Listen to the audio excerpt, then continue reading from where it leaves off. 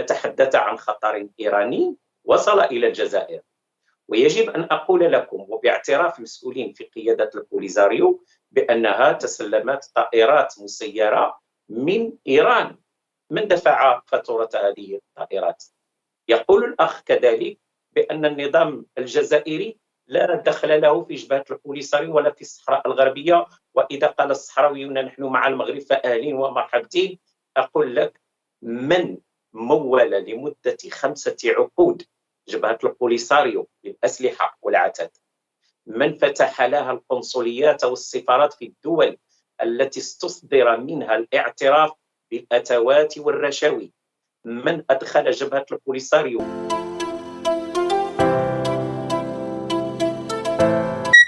السلام عليكم الاصدقاء ديالي ومرحبا بكم في قناتكم وقناتنا يوسف الخبر. نتمنى انكم تكونوا بالف خير وبصحه وسلامه. الاصدقاء ديالي كيف ما شفتوا في التقديم تاع الفيديو، كيف ما عودناكم تكون واحد الفيديو جد رائع. واحد الاكاديمي محنك مغربي حشر واحد الكرغولي بومنخار في الزاويه وبين ليه الحقائق ديال الصحراء المغربيه وجبد ليه التاريخ كيفاش ان المغرب والملك الراحل محمد الخامس ساعدهم في الاستقلال ديالهم. واخا كنكون نساو الخير، اذا اكرمت الكريم ملكته واذا اكرمت اللئيم تمرد. هما واحد حشروا في الزاويه وها بالهداوه تيعطي غير بالهداوه خلاتي يتفركل بوحدو. المهم باش ما نطولش عليكم اخوتي غنخليكم تفرجوا في هذا الفيديو، واحد الفيديو جد رائع ويستحق المشاهده، ونتلاقاو من بعد الفيديو. إلى منظمة الوحدة الإفريقية، علما أقول لكم أن ميثاق منظمة الوحدة الإفريقية الذي تأسس في المغرب وبالمغرب قبل أن تكون هناك دولة اسمها الجزائر في الخمسينيات من القرن الماضي وضعت الإرهاصات الأولى، وكان قادة الدول الإفريقية يجتمعون مع المرحوم محمد الخامس، وكان من ضمن البنود الأساسية اللي كانت حاضرة فيها جميع الدول اللي كانت تحت استقلالها آنذاك أنه لن يتم الاعتراف بأي دولة في إفريقيا انقسمت أو انفصلت عن دولة عضو في المنظمة. وبالتالي هذا لم يحدث، وخلقا لكل هذه الاتفاقات 83 دفعت النظام الجزائري في إطار حملته التي مولها، أنا لا أقول هذا الكلام وإنما دبلوماسيون جزائريون منشقون واعتزلوا السياسة في الجزائر يقولون ويشهدون بأن النظام الجزائري صرف مليارات الدولارات على جبهة البوليساريو من أجل أن تنال الاعتراف ومن أجل أن تكون لها سفارات. قبل قليل قال الأخ بأن البوليساريو عنده مكتب في واشنطن. هل تعلم بأن قوة فاغنر عندها مكتب هي في واشنطن؟ هل تعلم بأن أي منظمة أو جمعية أرادت في الولايات المتحدة أن تفتح مكتب طبقا للقانون الأمريكي يمكن لها أن تفتح مكتبا أو فرعا؟ كذلك حينما نقول بأن البوليساريو عندها ممثل في الاتحاد الأوروبي كذب. هذا عين نفسه في الاتحاد الأوروبي، الاتحاد الأوروبي لم يستلم وثائق رسمية من البوليساريو بأنها دولة طرف إلى غير ذلك. وأقول لكم كذلك في ضمن ما يجب أن أرد على قول الأخ بأن المغرب حينما يقولون إليه من النظام الجزائري بأن إذا قال الصحراويون بالاستفتاء في مغاربة فسيبقون مغاربة، وإذا قالوا نحن مع دولة كأن الجزائر بريئة من هذا الملف براءة الذئب من دم يوسف. هذا خطأ ومجانبة للصواب والحقيقة، بدليل أن الرئيس الجزائري تبون يقول في آخر خرجاته قضية الصحراء الغربية لن نتخلى عنها بهذه العبارة. وإذا كنا نؤمن بأن الجزائر ضمن، أنا أقول النظام الجزائري لا أقول الجزائر معاذ الله، النظام الجزائري إذا كان يؤمن بحق الدفاع عن الأقليات ماذا يقول في تيغراي؟ ماذا يقول في كاتالونيا؟ ماذا يقول في الأكراد؟ ما جاه الوحم إلا على هاد الصحراويين اللي أواهم داخل الجزائر. كذب يا أخي، المغرب لم يقاتل الشعب الصحراوي، أغلب الصحراويين يعيشون في مدنهم. تعالوا كما قال لي أحد الصحفيين الألمان عندما زار مدينة العيون والدخلة، قال لي وكان قد له زيارة قام بها إلى تندوف، قال لي أستغرب الأمر كيف أن هؤلاء في تلك المخيمات يريدون تقرير مصير هؤلاء الذين يسكنون في هذه المدن. عندما تجرى الانتخابات في المغرب كانت بلدية أو برلمانية، نسبة المشاركة في الأقاليم الجنوبية تفوق نسبة المشاركة نظرائهم في مدن الشمال الأخرى. وأقول لكم مرة أخرى بأن الخطاب اللي كيروجوا ليه بأن الحسن الثاني حينما قال إذا وجدتم الإسبان فصافحوهم، أن المغرب كان أخذ اتفاق مع إسبانيا بطردها من الصحراء، وحصل ذلك بعد استصدار القرار الاستشاري من محكمة العدل الدولية بعد قرار الجنرال فرانكو بالانسحاب. والناس اللي تحدث عليهم الحسن الثاني بالمواجهة لأنه كان يعرف بأن النظام الجزائري آنذاك، وهذه أقوال يمكن أن يؤكدها لك صحراويون يمكن أن تستضيفهم في منبرك، أمثال بشير الدخيل مؤسس جبهة البوليساريو، الحضرامي، وكلهم قيادات كبرى كانوا في جبهة البوليساريو وعادوا إلى المغرب. وأقول لك بالتالي أن في تلك الفترة حصل اتفاق شرير بين الهواري بومدين وبين معمر القذافي من أجل نصب العداء للمغرب والوقوف ضد استكمال وحدته الترابية في إطار العداء الطبيعي الذي كان يقوم بين النظام الاشتراكي الشيوعي البائد في الكتلة الشرقية، واللي كان القذافي والهواري بومدين وعدد منهم كيجسدوا لمواجهة المغرب اللي طبيعة الحال كان التوجه ديالو نظام ليبرالي محسوب على الكتلة الغربية. أكثر من ذلك، لكن اعطيني في موضوع التصريحات المستفزة الآن المسؤولة التي تتحدث عن الصحراء الشرقية والمبعوث في اللوب. أنا معك. أنا أبدأ قبل الجواب على عمر هلال. عمر هلال في إطار قاعدة الشيء بالشيء يذكر، حينما كيوقف المندوب الجزائري في أي مكان، ماشي في الأمم المتحدة، في أي مجموعة، الله يجعلها تكون غير منظمة للعب الشطرنج أو للمسابقة، ننظر مثلا ماذا حدث في اللعب ديال الشطرنج. استدعوا واحد المنبوذ ديال مانديلا، حفيد مانديلا، وعطاوه ما يريد من الأموال، وقالوا له انطق من هذا المنبر الرياضي بدعم الشعب الصحراوي. هذه أضحك يا أخي. في الأمم المتحدة كان المندوب الجزائري يتحدث ويدافع عن الشعب الصحراوي وعن الصحراء المغربية، وهذا يصب في تقسيم المغرب وفي ضرب وحدته. فقال عمر هلال الشيء بالشيء يذكر، أن في الجزائر هناك شعب القبائل يريد تقريرا مصيرا، ونحن نقول إذا جرى استفتاء في منطقة القبائل وقبلوا باش يبقوا مع الجزائر فالله يربحهم، وإذا قبلوا باش يستقلوا فمرحبا، المغرب غادي يقول لهم مرحبا. وبالتالي هناك حكومة في المنفى توجد في فرنسا. وعلى ذكر فرنسا أقول لكم، عندما كانت المقاومة في الجزائر أغلب الناس وأغلب الجهات التي دعمت المقاومة الجزائرية هم المغاربة، هم النظام المغربي. هناك صور خونة مجرد خونة، ما تكذبش، لا تكذب على التاريخ. والله لا يمكن أن خونة، ماش أكثر من خونة وسفلة. لا يا أخي والله لا أستمع إليك، أنا أتمم حديثي ولك الكلمة في التعقيب. هذه المقاومة الجزائرية اللي كانت ارتوت من دماء مغاربة ومن أموال الشعب المغربي. ما كانش دماء مغاربة، ما تكذبش من فضلك. الكذب لا يعني الكذب، لا تكذب، أنت شهادة كذب أصلية. أنت كذاب. أنا لا أعتقد ويمكن أن نعود في نهاية هذه الحلقة وأرسل إليك الوثائق والصور. يا ما ترسل ليش كذاب، تكذب، أنت تكذب. فأسمع، لا يوجد شهيد مغربي واحد في الجزائر، لا تكذب. يا أخي لنا لن أرسل إليك ولا علاقة لي بك، أرسل للمشاهدين وللسيد صاحب الحلقة ليتأكد الجميع من هذه الترهات. توقف عن الكذب من فضلك. طيب ما تتكلمش خونة كما ثم يتكلموش عن المقاومة من فضلك. أقول لك أضيف أمرا أخي الكريم، أنه فرنسا حينما يجب أن تعرف واحد القاعدة عامة أستاذ حسام، أنه عدد من الدول لم يكن لها وجود قبل الحرب العالمية الثانية. أقول أنظمة لا وجود لها، من ضمنها إسرائيل لم تكن موجودة قبل الحرب العالمية الثانية. النظام الجزائري لم يكن، الدولة الجزائرية لم تكن موجودة قبل الحرب العالمية الثانية. موجودة. اسمع توقف هذا السفيه ولا نخرج. طيب يا أستاذ مصطفى يا أستاذ مصطفى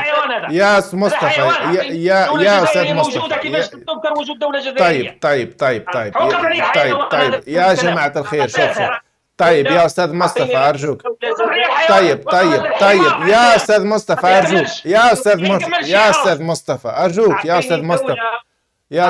طيب أستاذ عبد الهادي فقط خليني أضبط النقاش أرجوكما. أستاذ عبد الهادي اسمح لي أنا بالكلمة. يا أستاذ مصطفى أرجوك. يا أستاذ مصطفى أرجوك. يا أستاذ لا اسمح لي. يا أستاذ استاذ ارجوكما انا يا استاذ عبد الهادي، استاذ عبد الهادي، يا استاذ عبد. طيب يا استاذ مصطفى، استاذ مصطفى، استاذ عبد الهادي، اسمح لي، اسمعوني ارجوكم. انا لا اريد ان يصل النقاش لهذا الاسلوب، اريد ان يكون النقاش موضوعي، النقاش عقلاني، فارجوكما قليل من الهدوء، اهدأ.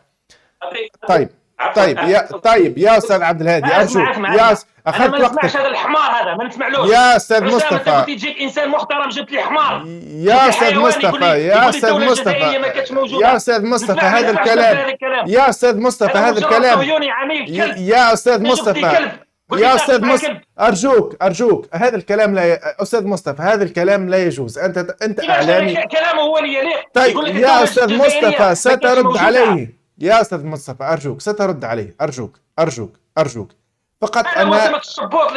يا استاذ مصطفى ارجوك، يا الاعلاميه يتكلموا، يقول لك الدوله الجزائريه ما كانتش موجوده. يا استاذ مصطفى ارجوك، انت تقطع الحوار يا حسام. لو كان جيت انسان محترم ما تخليش يعني تهاجمني انا الان. الدوله الجزائريه ما كانتش موجوده. شوف انت هو التونسيه ثاني ما كانتش موجوده، غير هما الشبوط اللي كانوا موجودين. طيب هو لم يكمل الفكره، وربما لم يكن القصد ما تقصده انت، هذا اولا. يعني ثانيا انا ساعطيك الان الكلمه لترد. انا يا استاذ مصطفى ارجوك اسمح لي، انا اولا لست طرف، وفي هذا النقاش حاولت الا اعطي موقف لكي اشجع الحوار الهادئ بين الطرفين، فانا ساعطيك الان الكلمه لترد بهدوء ارجوك. واريد ان افهم منك، يعني هل ربما العلاقات اليوم بين البلدين وصلت لمرحلة اللا عودة؟ يعني ألا يوجد خط رجعة يعني يا أستاذ؟ بغض النظر عن التصريحات، احنا الآن نتحدث عن علاقة بلدين، إيران والسعودية عادة، فلماذا؟ وسمعنا محللين يسبون السعودية من إيران، ومحللين سعوديين ليل نهار، وقنوات العربية والحدث تسب إيران والآن تسبح بحمدها. فيعني خلينا ربما في موضوع العلاقات، ما هي، كيف يمكن أن تعود العلاقات برأيك؟ العلاقات لن تعود، العلاقات بهذه العقلية لن تعود. لما نسمعوا كلام يقوله مغربي من المفروض يحترم نفسه، يقول لك الجزائر لم تكن موجودة قبل الحرب العالمية الثانية، تسمع كلام كما هذا نسمعوه من مغربي، احنا نقولوا للدولة تاعنا، احنا نقولوا للسلطة تاعنا ما تفتحيش علاقات مع هؤلاء. هاو ينكر، قال لك الدولة الجزائرية كد ما كانتش موجودة قبل الحرب العالمية الثانية. كلام كما هذا انت تتقبلوا من مغربي؟ إذا قالوا خلاص احنا نقولوا الحدود تغلق، احنا نقولوا لتبون ما تفتحش الحدود مع هذا الكلام، خلاص انتهى الأمر. لما يجيك يقول لك كيفاش تعاتبوا المغرب داير علاقات مع الكيان الصهيوني، من المفروض يستنكر. لو كان جا راجل وجا عنده صح فحل وفيه ريحة الإسلام وريحة العروبة، يستنكر اولا التطبيع. داروا المخزن نتاعهم مع الكيان الصهيوني اللي مازال يرتكب الجرائم في حق الفلسطينيين ويقتل فيهم، اللي المفروض هما اللي عندهم لجنه القدس، المفروض تكون عنده الغيره ويكون عنده النيف، هو اللي المفروض يكون دمه سخون من اجل فلسطين. يجي يبرر لي في التطبيع ويقول لك الجزائر دايره علاقات مع دول عندها علاقات مع الكيان الصهيوني. عيب هذا الكلام يقولوا. اولا الجزائر وبوسبيرة بيناتنا عندنا معاهم حدود، الله غالب، ما عندنا ما نديروا، الله غالب.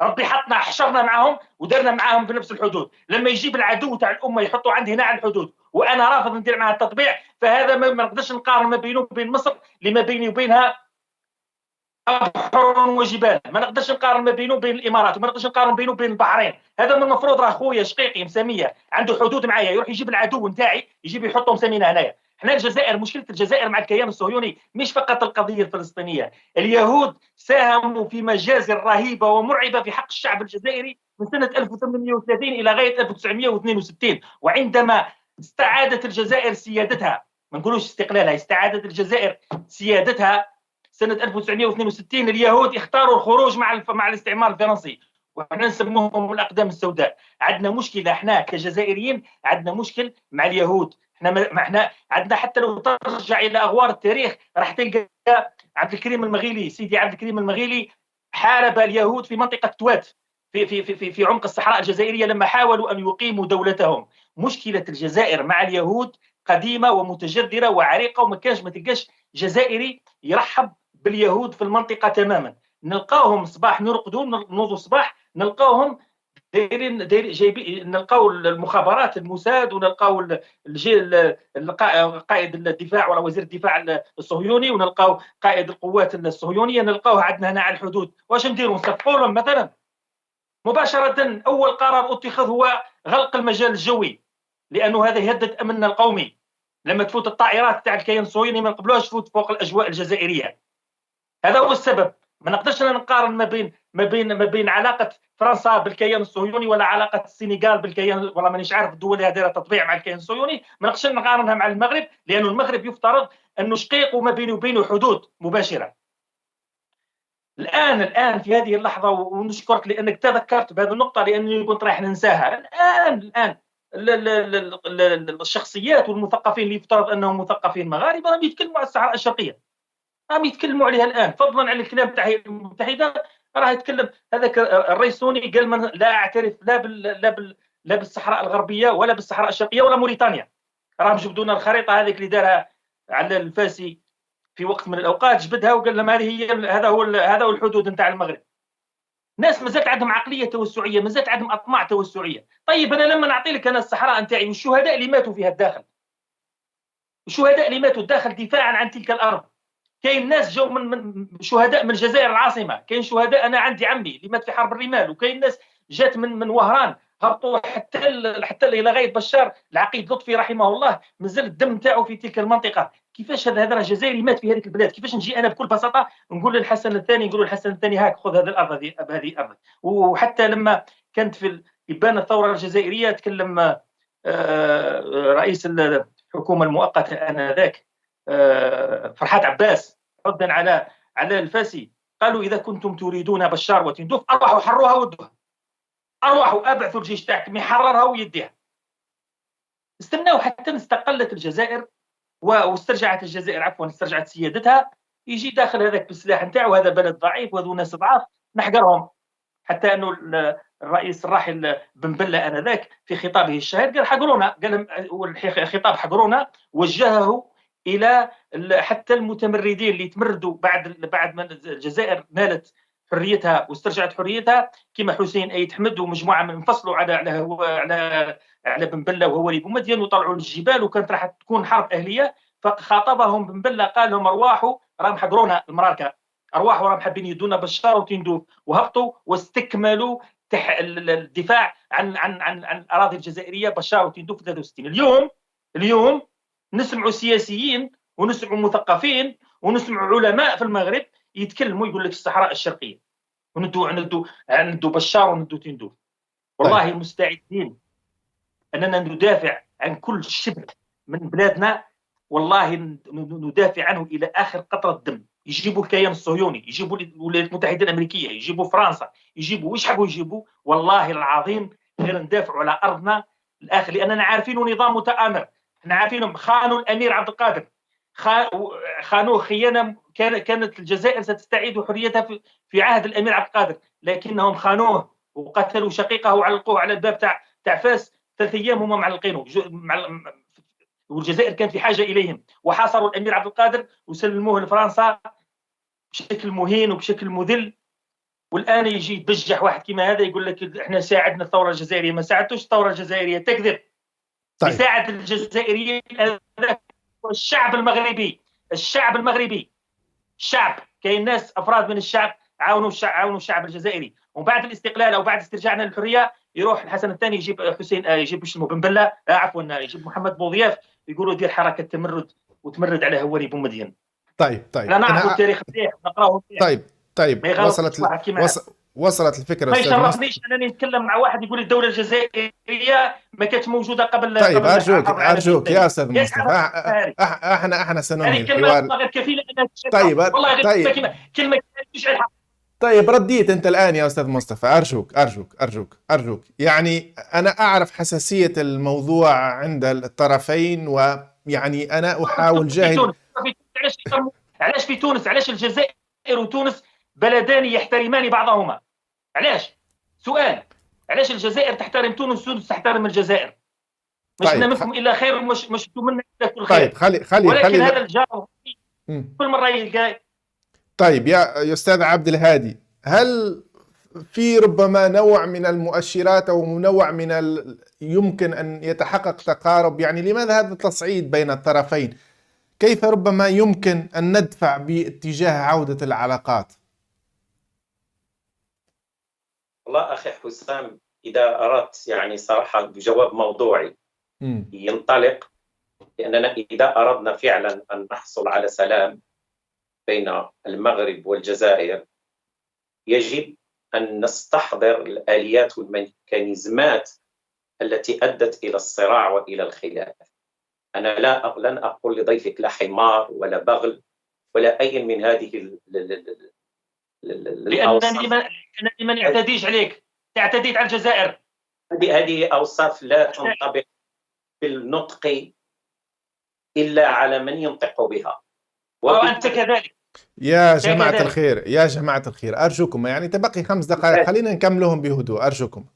تفضل يا أستاذ عبد الهادي، امشي للفكرة مباشرة. نعم. أرجوك للفكرة مباشرة. طيب، أولا كما قلت لكم في بداية هذا اللقاء أن لكل خلاف ولكل أزمة أسباب وميكانيزمات. وقد طرحتم في البداية مدخل تطبيع العلاقات بين السعودية وإيران رغم الخلافات الشاسعة والحقيقية والجوهرية، وكنت في بداية مداخلتي تحدثت عن ما يجمع بين الشعبين المغربي والجزائري أكثر مما يفرق بينهما. وهنا أقول لك، أنا في المنابر إعلامية مغربية رسمية يطرح علي السؤال إمكانية عودة العلاقات المغربية بين المغرب والجزائر، إمكانية طي ملف نزاع الصحراء في هذه المنطقة. والأجوبة اللي كنقولها في وسائل إعلام رسمية للمغرب كنقولها الآن في هذا المنبر الحر ديالي، وأعيد التأكيد عليها. إذا أردنا أن تكون هناك علاقات طبيعية بين المغرب والجزائر، أقول العلاقات الدبلوماسية، يجب أن نزيل فتيل المشكل القائم بين الطرفين. وهنا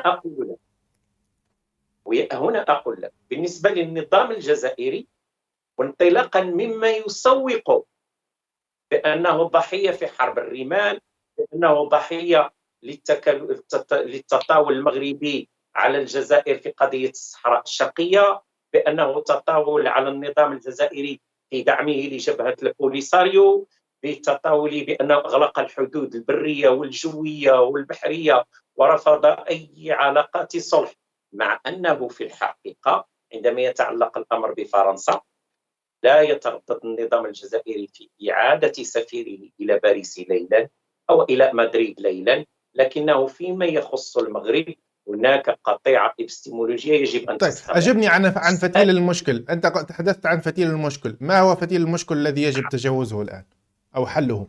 السؤال لماذا هذا الموقف ولماذا هذه الوضعية المتأزمة؟ بالنسبة للنظام الجزائري هناك مشكلتين رئيسيتين في تكوين هذا النظام، أو أقول عقدتين لا يمكن العبور بهما إلى علاقات طبيعية مع المغرب إلا إذا تخلص منهم النظام الجزائري. أولا، يجب أن يكون نظاما وطنيا حقيقيا للشعب الجزائري، وأن لا يؤتمر بعلاقات سياسية استخباراتية مع دول لها تاريخ استعماري سابق في هذه الدولة. النظام الجزائري رغم كل ما يقال ظاهريا على أنه نظام الأنفة وأنه نظام الشجاعة وأنه نظام السيادة وأنه نظام معاداة إسرائيل، إلا أنه في الواقع أقول لكم بأنه نظام لا يخرج عن الجبة الفرنسية. لقد عقد للنظام الجزائري امتحان في علاقته مع موسكو مثلا. يا أستاذ عبد الهادي، أنت تتوسع في النقاش الآن ولم يعد لنا الكثير من الوقت. فتيل المشكل يعني فرنسا حسب ما فهمت منك؟ نعم بالتأكيد. إذا لم يكن الأخ تحدث عن استعادة ما سماه بين مزدوجتين استعادة السيادة. في اللغة، في الترمينولوجي هيستوريك جوريديك بوليتيك لا يوجد هذا المصطلح بالنسبة للجزائر، كما قلت بأنه قبل أن الدولة كما قالها ماكرون نفسه، وكان هذا سبب أزمة توتر العلاقات بين باريس والجزائر. قال مزية اللي قال توتر العلاقات ما بين الجزائر، مزية اللي يقول إذا لم يتجاوز النظام الجزائري هذه العقدة التاريخية، وهذه العقدة التاريخية ماشي جات فقط عن فكر سياسي يؤمن به نظام الجنرالات ونظام العسكر المتحكم في دواليب السياسة الجزائرية. وزير الخارجية في الجزائر ليس حرا، الرئيس تبون المؤسسة السياسية ليست مستقلة يا أخي حسام. أعطيني يا أستاذ عبد الهادي أرجوك، أعطيني من المغرب، من جانب المغرب. شوف يعني أنا لأنه لم يعد الكثير من الوقت، ما هي التنازلات التي يمكن أن تقدمها المغرب من أجل إعادة العلاقات؟ تك 1 2 3. شو يا أخي، بالنسبة أقول لكم، وهنا هذا سؤال جوهري وجيد. إيران لم تقدم تنازلات، السعودية لم تقدم تنازلات، كانت هناك خريطة طريق رسمت من جديد برعاية قوى دولية كبرى أكثر من الصين. روسيا لها دور في الصلح السعودي الإيراني، وهذه اللي ما خليتوناش نتكلموا فيها بموضوعية وبتفصيل مسهى في هذه الأمور. بالنسبة للنظام الجزائري كما قلت، ويجب أن ننظر ذلك في الحقيقة، أن فرنسا من احتلت الجزائر 130 سنة توسعت حدودها باتجاه المغرب شرقا وباتجاه الصحراء، دول جنوب الصحراء جنوبا. انظر إلى هذه الخريطة، لم تكن موجودة في التاريخ، بدليل أن المغرب لم يطالب رسميا، وجدة جزائرية وثنية تاريخية. نحن سنطالب بوجدة. هناك الآن توابع بريدية من مدينة تندوف تحمل اسم المملكة المغربية والسلطان المغربي، يعود تاريخها إلى الخمسينيات من القرن الماضي، الأربعينات. أنت تكذب. لا هذه حقائق تاريخية. أتحداك. وهذا الأرشيف أزعج النظام الجزائري. أنت تكذب. وهو في الحقيقة ليس موجه للنظام الجزائري.